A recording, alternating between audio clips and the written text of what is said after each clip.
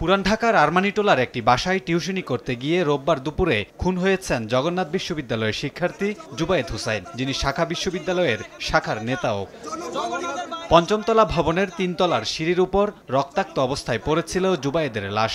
সেখান থেকে নিচতলার সিঁড়ি পর্যন্ত দেখা গেছে রক্তের দাগ। পুলিশের ধারণা, ছুরিকাঘাতে হত্যা করা হয়েছে তাকে। 15 নূর বক্স ল্যান্ড একটা বাসার সিঁড়িতে জগন্নাথ বিশ্ববিদ্যালয়ের মোহাম্মদ জুবায়ের হোসেন সে নিহত হয়েছে। 5 তলায় টিউশনি করতে উনি 3 তলার সিঁড়িতে পড়ে আছে।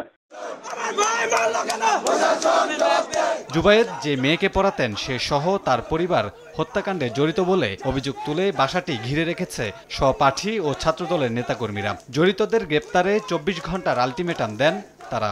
উপরে যখন আমরা যাওয়া শুরু করব, একেবারে আমরা দেখতে পারি যে সিঁড়ির যে নিচতলা থেকে আপনার থোকা আপনার রক্ত পড়ে থাকে। নিচতলায় আমরা পাই, দোতলায় পাই। দোতলার মধ্যে গিয়ে দেখি আপনার সিঁড়িতে রক্ত ছিল এবং দোতলার যে ফ্ল্যাট, এই রুমের ভেতরে অংশটা খোলা ছিল, ফ্ল্যাটের ভেতরে আমরা রক্ত পড়ে থাকতে দেখি। ওনারা দরজা বন্ধ করে কিভাবে এইগুলা মানে এভিডেন্সগুলো মুছার ট্রাই করছে এই নেকড়া দিয়ে, এই জিনিসটা তো দিনের আলোর মতো পরিষ্কার। মূল সন্দেহভাজন তারাই এবং তারা হত্যাকারী হিসেবে আমরা সন্দেহ পোষণ করছি।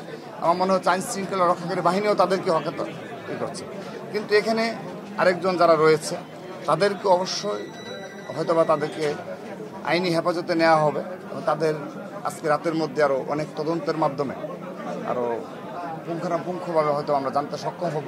হত্যাকাণ্ডের স্থান পরিদর্শন করেন জগন্নাথ বিশ্ববিদ্যালয়ের উপাচার্য।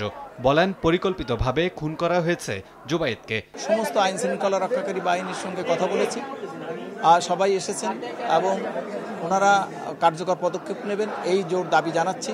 জুবায়েদ হত্যার পর পালিয়ে গেছেন টিউশন পড়ানো সেই শিক্ষার্থী ও তার পরিবারের সদস্যরা, যা ধরা পড়েছে সিসি ক্যামেরায়। কামরুল হাসান, সময় সংবাদ, ঢাকা।